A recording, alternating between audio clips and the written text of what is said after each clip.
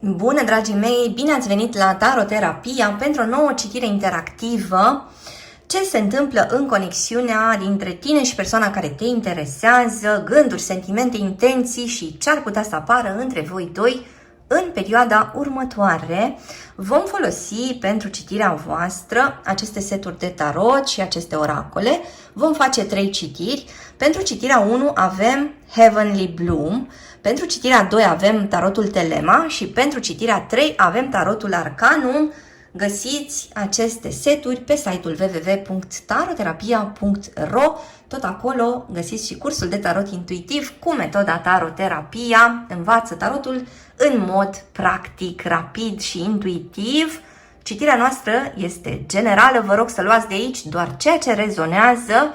Este atemporală, adică este relevant în momentul în care ascultați acest mesaj și începem acum cu grupul 1. Sunt aici cu grupul 1, cu cei dintre voi care au ales acest tarot Heavenly Bloom. Începem explorarea noastră cu oracolul nopții, care este energia relației voastre, gânduri, sentimente, intenții și ce ar putea să apară între voi doi în perioada următoare. Pentru energia ta, ascultătorule, avem Creiasa Zăpezii. Pentru energia acestei persoane avem Frumoasa și Bestia. Iată pe cineva care se vrea salvat cu ajutorul iubirii. Iată o persoană care se vrea transformată. Cineva care caută foarte mult în exterior pentru a putea să facă o schimbare. Pare că această persoană este dependentă de tine, ascultătorule, pentru a putea să transforme ceva major în viața sa sau în felul său de a fi. Vorbim aici despre cineva care s-a comportat ca o bestie. Cineva care nu ți-a dat de înțeles, ascultătorule, că ar fi loc de prea mult între voi doi. Dar cineva care te-a pândit mereu să vadă dacă reziști testelor sale. Cineva care a sperat că vei reuși să dai la o parte toată împotrivirea sa. Cineva care a sperat că poți să îi aduci o energie complet nouă care să contribuie la transformarea sa și, de fapt, la întoarcerea sa către sine însuși sau către sine însăși. Persoana asta te-a investit, ascultătorule, cu foarte multă putere. Această persoană și-a pus, practic, viața în mâinile tale, fără să reușească să-ți spună direct că are nevoie de ajutorul tău sau că are nevoie de iubirea ta. Cineva care a sperat că vei ghici, că vei vedea dincolo de învelișul său dur, grosolan. Mă întreb cum rezonează cu voi.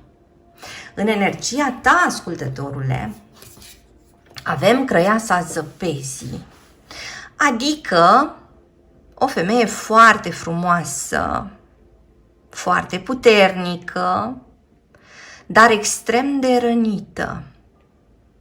O femeie care, din rănile sale, a înghețat totul în jur. Probabil că această carte se referă la atitudinea ta, ascultătorule, în momentul în care ai constatat că eforturile tale cu această persoană n-au adus roade. Sau când ai constatat că ceea ce nu-ți doreai din partea acestei persoane se tot repeta. Așadar, iată ce interesantă alăturarea acestor cărți, pentru că în timp ce tu, ascultătorule, tinzi să te retragi sau să stai cumva în colțul tău fără să mai hrănești prea mult această persoană sau așteptările sale, această persoană pare că așteaptă cu disperare să se întâmple ceva, astfel încât să nu rămână o bestie pe veșnicie. Această persoană îți pasează ție, iată, întreaga decizie. Această persoană, ascultătorule, depinde de tine. Te așteaptă cu disperare, așteaptă pașii tăi, așteaptă vorbele tale, așteaptă îndrumările tale, așteaptă îmbrățișarea ta, așteaptă declarațiile tale. Asta se poate aplica acelor relații în care cei doi parteneri sunt la distanță sau relațiilor în care cel puțin unul dintre parteneri nu e prea disponibil sau acelor relații în care s-au întâmplat foarte multe lucruri, s-au repetat foarte multe lucruri, v-ați tot izbit cumva de aceleași scenarii. Dar se poate aplica și acelor relații care sunt la început. Se poate aplica pe o situație în care persoana asta te-a cunoscut recent, ascultătorule, sau până acum ați fost amici, colegi și tot așteaptă ceva din partea ta, astfel încât lucrurile să se poată transforma, să ajungeți la pasul următor. Dar simt foarte mult aici că, indiferent de situație, ascultătorule, această persoană te testează, îți testează iubirea, îți testează răbdarea, rezistența, vrea să știe că s-a încredințat pe mâini bune, că nu o vei răni sau nu-l vei răni, că nu îi vei călca sentimentele în picioare. O persoană care se simte foarte vulnerabilă, o persoană care știe despre aturile tale și parcă n-ar dori să te ridice prea mult în slăvi, ca nu cumva să capeți de acolo vreo postură de persecutor. Persoana asta e cumva la mâna ta și mă întreb ce s-a întâmplat între voi în ultima perioadă sau ce știți despre această situație și cum de această persoană speră, așteaptă, e o anumită încrâncenare, cum de și-a pus de fapt toate bunurile la tine în coș și cum de așteaptă acest pas al tău, această decizie sau această acțiune sau această conversație cu tine, ascultătorule. Haideți să vedem mai departe. Folosim acum oracolul Sibilei și obținem niște detalii suplimentare.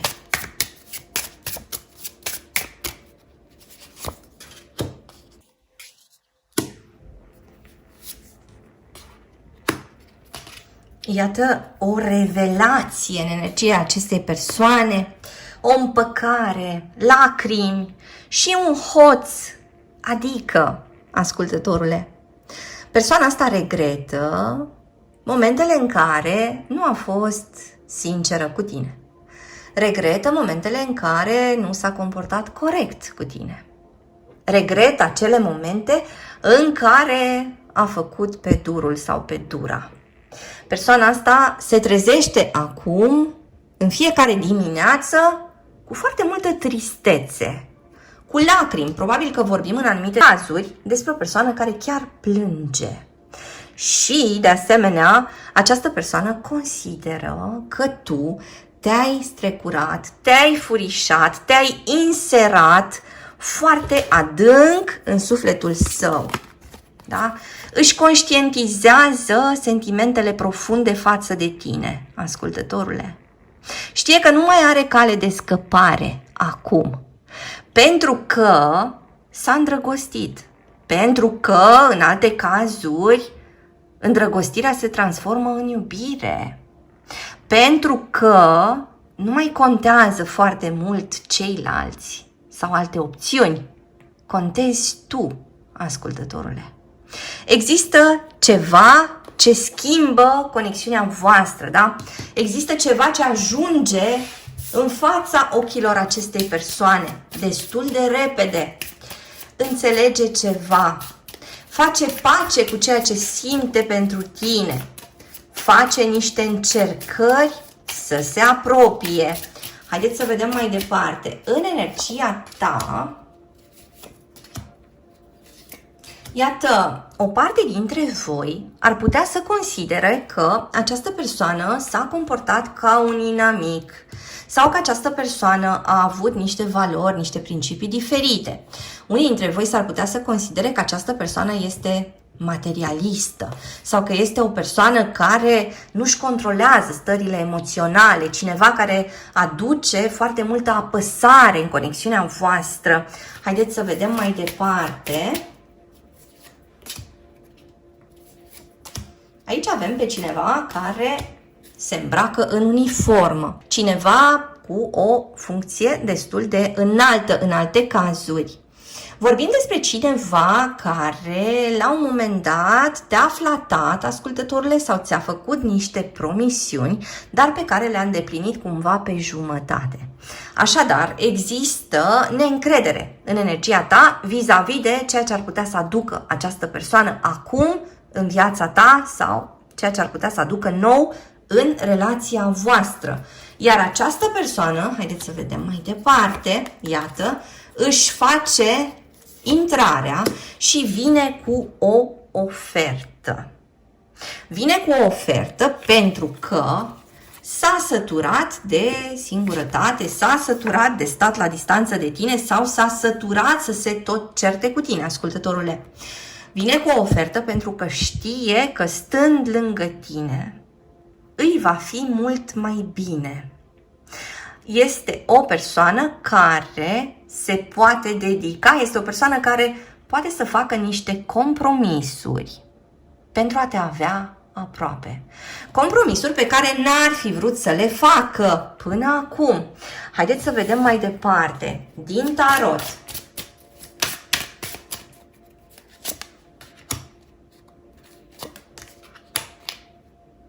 Persoana asta pune ceva la cale, ascultătorule.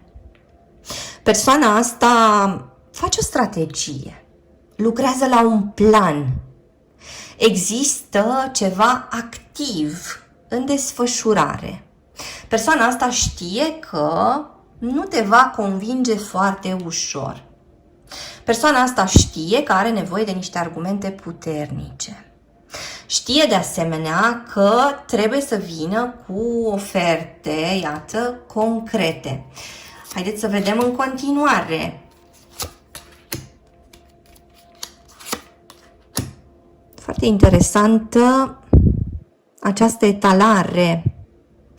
Cineva care vine de data asta cu ceva just, cu ceva pe placul tău, ascultătorule, ceva ce refuzase această persoană în trecut, acum este propus tocmai de către el sau de către ea. Adică trebuie să ofere, trebuie să-ți ofere. Vorbim despre cineva hotărât, cineva pus pe treabă, cineva care își ia o atitudine de om îndrăgostit, de om implicat, de om dedicat și vorbește serios de data asta. Iată, justiția care vorbește despre a culege niște roade, a vorbi deschis, a avea un comportament onest, dar și a încerca să repare ceva. Pentru că simt că o parte dintre voi așteaptă o reparație din partea acestei persoane. Se anunță așadar o posibilă ajustare. Persoana asta vrea să compenseze niște lucruri, vine cu niște lucruri către tine, ascultătorule. Până acum avem pe cineva din Balanță, Pești sau Rac. Avem pe cineva din Leu. Avem de asemenea pe cineva din Taur sau din Fecioară. Cineva din Vărsător. Haideți să vedem în continuare.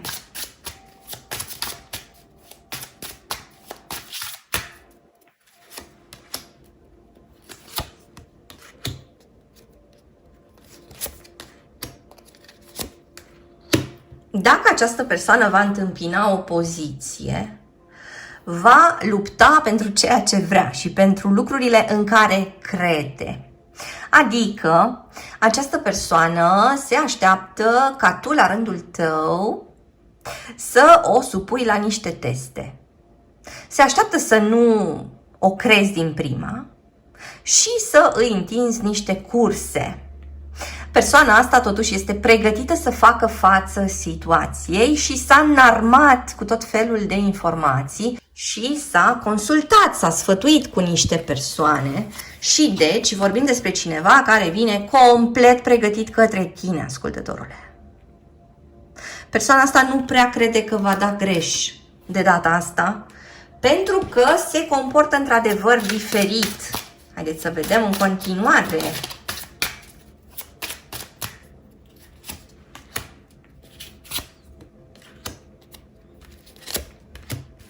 Cineva care este foarte, foarte curios în legătură cu tine și s-ar putea să afli în perioada următoare că persoana asta te-a spionat. Te spionează de câteva săptămâni sau chiar de câteva luni. Vei afla că ceva iese de după perdea. Ceva se prezintă pe neașteptate în fața ta, ascultătorule. Iată și balanța, dacă nu a apăruse deja, cineva din Taur sau din Balanță. Persoana asta știe că mai are de învățat niște lucruri. Știe că probabil nu-i va fi ușor să se apropie, ascultătorule, dar știe că are la îndemână toată voința sa pentru a te convinge. Îți mulțumesc că ai fost cu mine astăzi, te aștept și data viitoare. Hai pe www.taroterapia.ro, descoperă cursul de tarot intuitiv cu metoda Taroterapia. Obiectivul acestui curs de tarot este ca tu să înveți în mod intuitiv, rapid și practic cum să interpretezi tarotul pentru tine și pentru alte persoane, folosind orice pachet de cărți de tarot. La finalul acestui curs vei ști cum să folosești tarotul într-un mod practic, vei căpăta o perspectivă nouă, utilă pentru a interpreta cărțile de tarot în orice arie care te interesează: dragoste, relaționare, profesie, bani, dezvoltare, creștere personală, decizii de zi cu zi și așa mai departe. Vei ști ce indicii rapide să cauți în cărțile de tarot pentru orice întrebare pe care o ai. Vei cunoaște nu doar semnificația tuturor cărților de tarot, dar vei ști să obții rapid mesaje esențiale din combinațiile dintre arcane. Vei avea o conexiune mai bună cu intuiția ta și un mod inedit de a observa lucrurile nevăzute. Vei avea la îndemână, oricând și oriunde, materialul complet pentru a repeta ceea ce ai învățat. Accesul tău la curs este nelimitat. Vei putea intra oricând în contact cu Taroterapia pentru orice întrebare legată de acest curs sau de practica ta. Hai acum în comunitatea noastră pasionată de tarot și pregătește-te pentru o aventură fascinantă în universul arcanelor. Sunt aici cu grupul 2, cu cei dintre voi care au ales tarotul Telema și explorăm împreună care este energia conexiunii tale cu persoana care te interesează, ce gândește, ce simte, ce intenționează această persoană vis-a-vis de tine, ascultătorule, ce ar putea să urmeze în această conexiune. Și haideți să vedem. Începem cu oracolul nopții.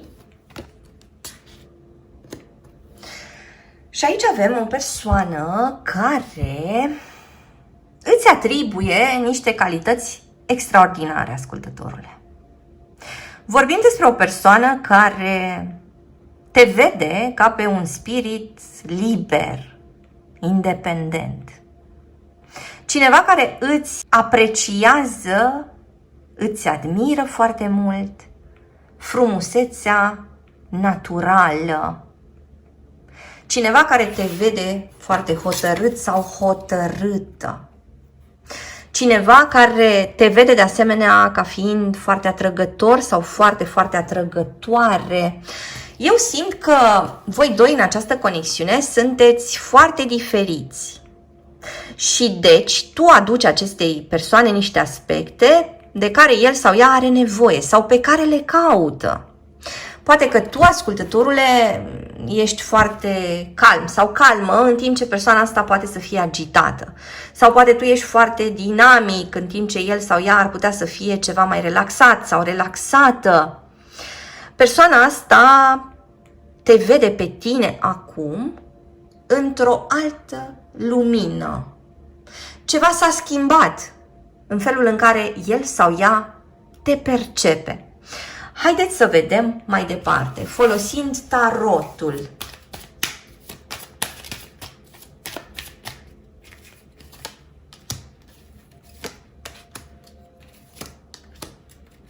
Aici avem o persoană foarte prinsă de tine, ascultătorule. Cineva îndrăgostit, cineva care plutește, cineva care visează la tine. Cineva care consideră că tu îi aduci lumină, culoare, căldură. Persoana asta se simte mult mai ușoară în prezența ta. Persoana asta se simte liberă să gândească altfel în prezența ta. Adică tu, ascultătorule, inspiri această persoană din foarte multe puncte de vedere. Și impresia mea ar fi că viața acestei persoane, atunci când nu este cu tine, e destul de gri. Persoana asta, în momentul în care nu este cu tine, se simte apatică, absentă din propria viață. Probabil că persoana asta se judecă destul de aspru. Probabil că persoana asta se ceartă destul de des. Este o persoană care are o mare dificultate în a se privi cu ochi blânzi. Este o persoană care se pune mereu la treabă. Există un trebuie în energia acestei persoane. Parcă stă în brațe cu acest trebuie în permanență. În momentul în care ajunge lângă tine, persoana asta se destinde, zâmbește, se încălzește. E ca și cum vine către tine, ascultătorule, pentru că la tine este sursa bucuriei. De ca și cum, prin simpla ta prezență, lucrurile din viața acestei persoane pot să capete o altă aură. Este o persoană care are încredere în tine, care se bazează foarte mult pe tine. Este o persoană care tot timpul consideră că trebuie să facă mai mult cu viața sa, că n-a reușit suficient. Consideră că trebuie să-ți arate, de asemenea, că poate. Este o persoană care ține cont de părerea ta, ține cont de dorințele tale. Este de asemenea o persoană care cumva s-ar pune la picioarele tale cu totul. Te-ar invita să-i faci curățenie în viață. Te-ar invita să mergi cu el sau cu ea în locuri în care nu îndrăznește să meargă. Ești un soi de zână pentru această persoană. Cineva care s-ar putea să aibă niște instrumente magice la îndemână. Prețuiește foarte mult felul în care tu abordezi situațiile din viața ta. Te prețuiește pe tine, ascultătorule. Curajul tău. Modalitatea ta, de asemenea, de a te adapta situațiilor dificile cu care te poți confrunta. Persoana asta știe că lângă tine ar putea reuși. Mă întreb cum rezonează cu voi până acum. Haideți să vedem în continuare.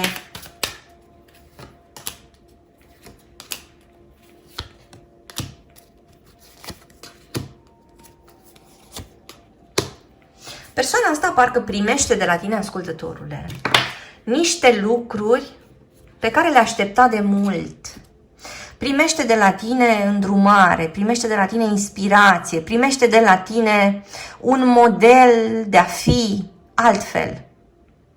Primește de la tine capacitatea de a jongla cu mai multe aspecte, de a deveni ceva mai flexibil, de a se uita în interior, de a avea un dialog cu sine însuși sau cu sine însăși.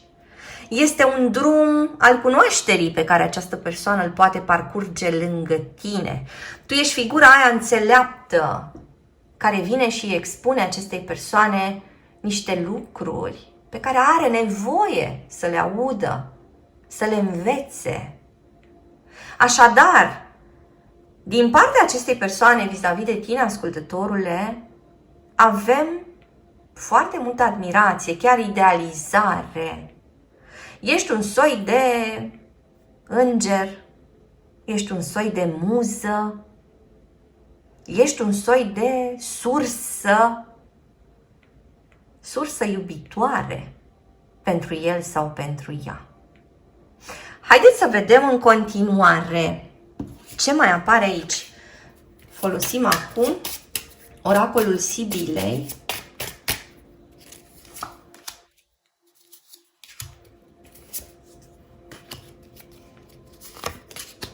Un bărbat brunet care renunță la orgoliu, îmbrățișează speranța și vrea să aibă succes, vrea să reușească cu o femeie blondă. Sau, mai avem aici, pe cineva care înțelege că merge către pierzanie dacă va continua să se comporte distant sau dacă va pune ca prioritate propria mândrie, cineva care parcă se scutură și se trezește, ascultătorule. Cineva care observă foarte multe lucruri bune la tine și vrea să le împrumute, vrea să învețe să fie ca tine, vrea să învețe să se comporte ca tine, ascultătorule. Haideți să vedem în continuare.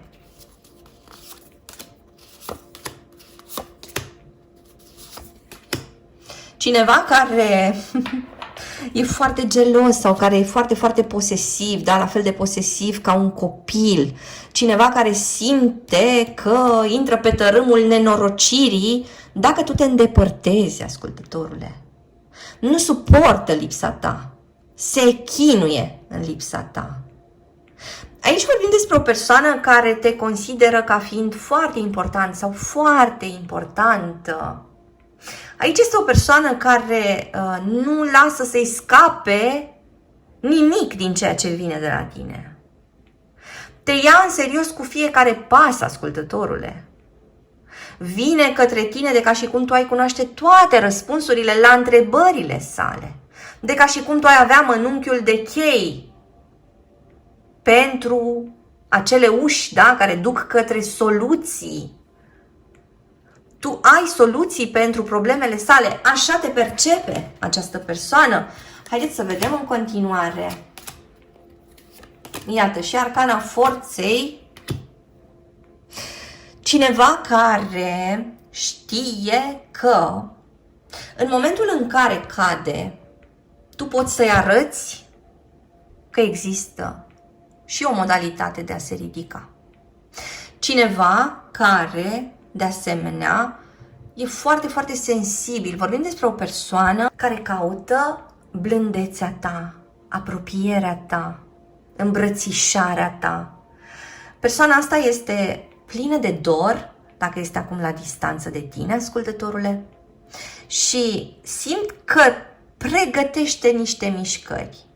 Parcă face anumiți pași către tine. Pentru unii dintre voi, pașii ăștia pot veni după o perioadă în care n-ați comunicat foarte mult sau o perioadă în care ați fost confuzi în legătură cu această conexiune. Aici avem pe cineva din Leu, Săgetător, cineva din Balanță, cineva din Taur sau Berbec sau cineva din Scorpion. Avem o interacțiune dintre două semne de aer, o interacțiune dintre două semne de apă, o interacțiune dintre un semn de apă și un semn de pământ, o interacțiune dintre un semn de foc și un semn de pământ. Haideți să vedem în continuare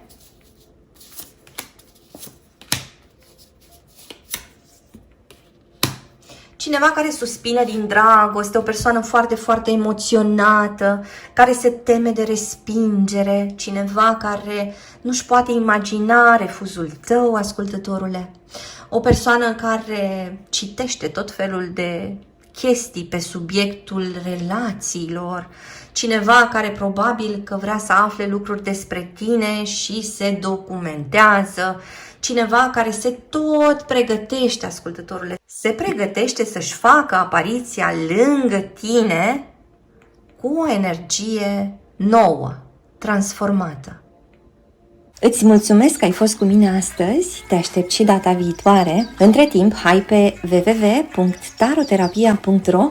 Găsești aici cursuri de tarot cu metoda taroterapia, citiri personalizate, seturi de tarot, oracole, cărți și alte surprize. Dă un like, lasă un comentariu și abonează-te la acest canal dacă ți-a plăcut acest video, iar până data viitoare să ai grijă de tine. Sunt aici cu cei dintre voi care au ales tarotul Arcanum. Folosim de asemenea aceste două oracole pentru citirea voastră. Începem cu oracolul nopții, care este energia relației voastre.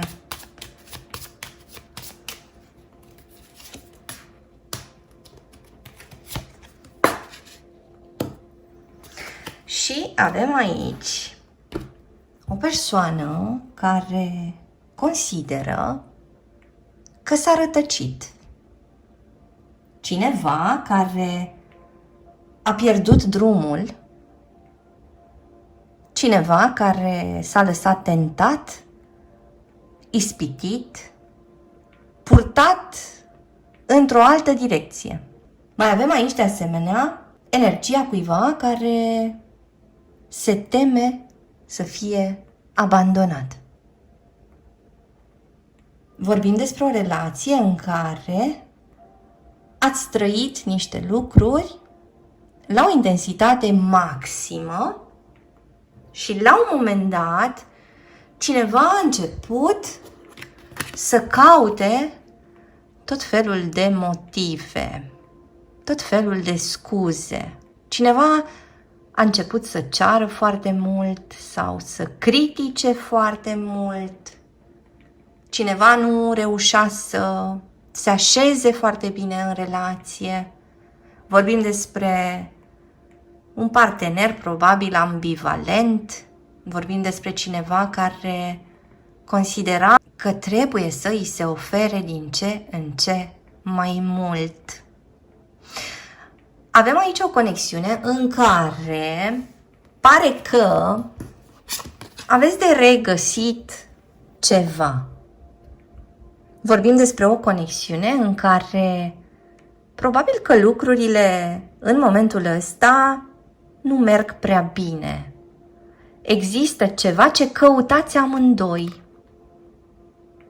Există ceva ce încercați să faceți, poate, fiecare dintre voi.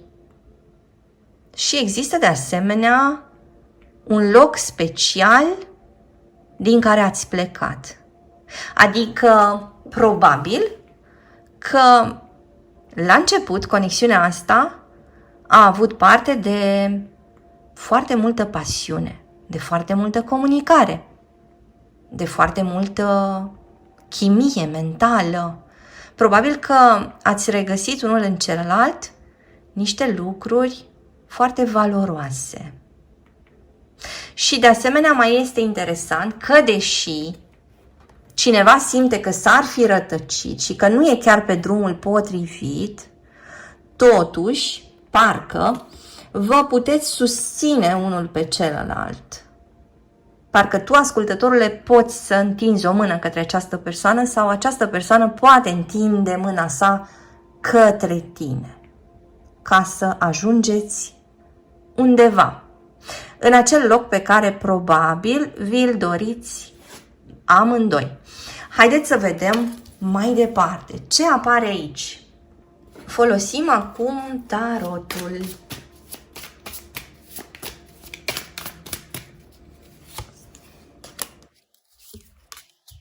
Persoana asta știe, ascultătorule, că în situația curentă amândoi aveți de suferit. Persoana asta știe că dacă au existat lupte de putere în această conexiune, efectele le-ați resimțit din plin amândoi.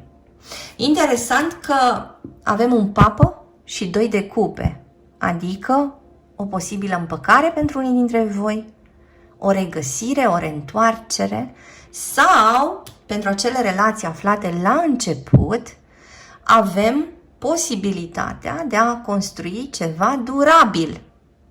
Adică, parcă cineva conștientizează că nu mai merită să vă luptați unul cu celălalt, pentru că aveți amândoi de câștigat din a face front comun. Ca să găsiți calea, aveți nevoie să contribuiți amândoi, să aduceți amândoi ceva diferit, să vă uniți puterile și să vă îndreptați către acel lucru care vă împlinește pe amândoi. Aici vorbim despre o conexiune care are tot felul de întorsături neașteptate. Este acel gen de conexiune în care lucrurile pot merge foarte bine pentru ca apoi să se transforme radical și să nu mai înțelegeți cu cine sunteți de fapt în relație, sau acel gen de conexiune în care lucrurile merg foarte prost, există foarte multe certuri sau nici măcar nu mai comunicați și apoi reveniți unul către celălalt. Și parcă lucrurile sunt și mai aprinse, și mai încinse.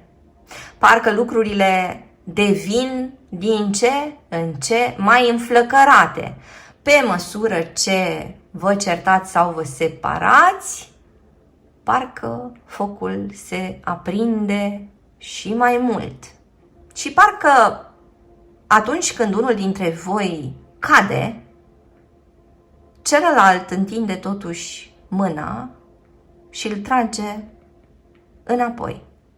Și deci drumul continuă. Oare cum rezonează cu voi până acum? Haideți să vedem în continuare ce e cu această conexiune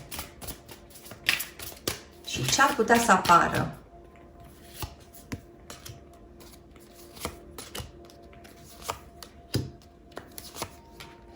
E ca și cum pe voi vă așteaptă o mare recompensă. E ca și cum voi acum aveți de trecut niște praguri. E ca și cum voi acum sunteți în examene. Vă așteaptă ceva important. În următoarele 3 până la 6 zile sau săptămâni se anunță ceva important.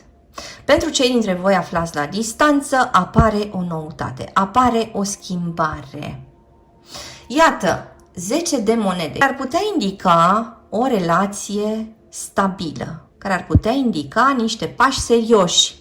Și totuși, apare de asemenea arcana 15, adică fiți atenți la ceea ce tot puneți în joc în această relație și vă rănește. Fiți atenți la tiparele care vă țin captivi.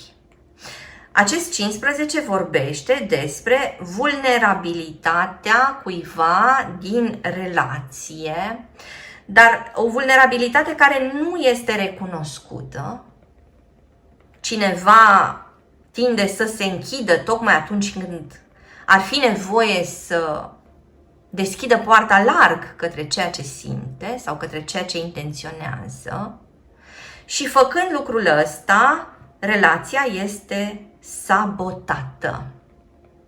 Vi se spune că aveți nevoie să înțelegeți niște lucruri și o parte dintre voi vor înțelege niște lucruri importante în zilele sau în săptămânile următoare. Parcă veți reuși să descoperiți care este cauza problemelor voastre recente.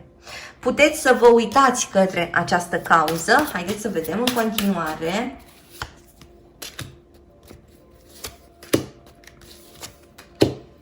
Arcane majore, pentru că întâlnirea voastră este importantă, ascultătorule. Pentru că este genul ăla de conexiune care nu vă poate lăsa indiferenți pe niciunul dintre voi. Pentru că, iată, chiar și în absență sunteți tot prezenți unul în interiorul celuilalt. Pentru că orice încercare de a ieși din această conexiune, până la urmă, se finalizează cu a vă întoarce unul către celălalt. Haideți să vedem în continuare.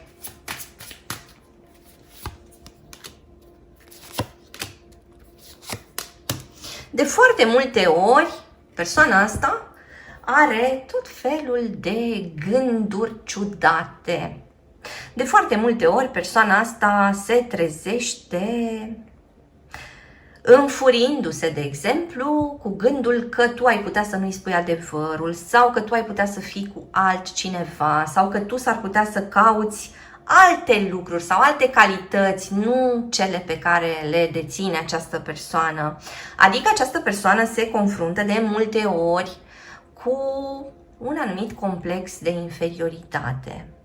Această persoană se tot compară cu tine, ascultătorule, și tot are impresia că s-ar putea să sufere mult din cauza ta, că s-ar putea să-i pricinuiești tot felul de necazuri dacă te superi cu adevărat. Așadar, simt că persoana asta se teme de ceea ce ai putea să faci tu. Această persoană consideră că probabil nu este suficient de bună pentru tine, că nu este la înălțimea ta și s-ar putea să facă ceva acte de sabotaj tocmai pentru a îți arăta că și el sau ea contează. Uite, poate să facă diferența, poate să aibă un impact, poate să apară ca important sau importantă în ochii tăi. Mă întreb cum rezonează cu voi. Avem până acum pe cineva din Scorpion, Rac sau Capricorn, Taur, Gemeni. Avem de asemenea pe cineva din Pești. Și mai vorbim despre cineva din Berbec. Avem conexiuni dintre două semne de foc sau o conexiune dintre un semn de aer și un semn de pământ, o conexiune dintre un semn de apă și un semn de aer. Haideți să vedem în continuare ce-i cu conexiunea voastră, gânduri, sentimente, intenții.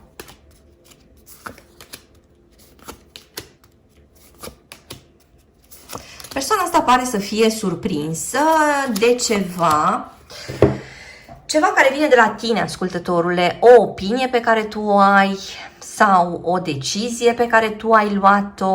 Ți-ar putea să-ți spună în perioada următoare că și-ar dori să stea aproape de tine pentru că își dorește să te protejeze, pentru că știe că în doi vă puteți bucura mult mai bine, pentru că ar vrea de asemenea să-ți fie și prieten sau prietenă, da? Să fiți confidenți, de ca și cum ți-ar spune, nu încerca să mergi către alte persoane, da? Nu te duce cu secretele noastre să le dezvălui altcuiva. Eu sunt aici și trebuie să mă vezi, te rog, uită-te la mine, mă observi. Cam ăsta ar fi mesajul acestei persoane, de ca și cum încearcă să te țină în spațiul său sigur, de ca și cum se teme să nu faci tu niște pași greșiți, ascultătorule. Haideți să vedem în continuare. O persoană cu o fantezie foarte, foarte bogată. O persoană care, iată, încearcă cumva să-ți impună niște limite. Încearcă să te facă să vezi lucrurile și din punctul său de vedere.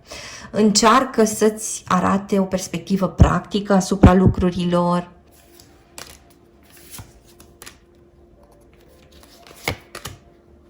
O propunere pe care s-ar putea să o primiți din partea unei persoane dintr-un semn de foc sau dintr-un semn de apă. Cineva care îți spune că a obosit sau că se simte epuizat sau că se tot luptă și nu înțelege de ce trebuie să stea în stare de alertă. Cineva care îți propune pace. Ascultătorule, îți propune o discuție calmă, cineva care te abordează cu blândețe. Îți mulțumesc că ai fost cu mine astăzi, te aștept și data viitoare. Între timp, hai pe www.taroterapia.ro.